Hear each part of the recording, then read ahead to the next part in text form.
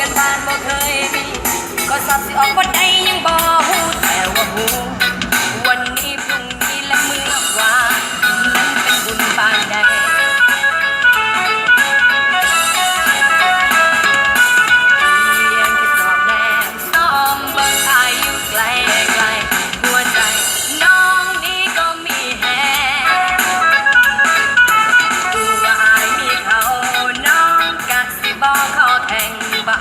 ไอ้ยังแต่ว่าน้องขอสแตนบายส่องเบิ่งอยู่เด้อถ้าหากว่าเธอนั้นเลิกกันกับเขาเรื่องของสองเราเป็นไปได้บ่ได้เข้ามาเพื่อโก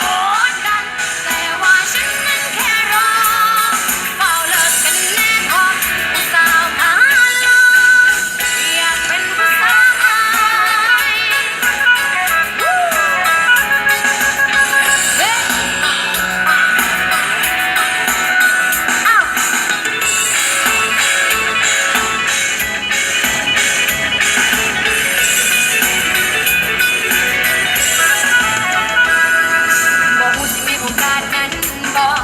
บ่ฮู้ว่าอ้ายนั้นคิดจังใดติดรออยู่พอแค่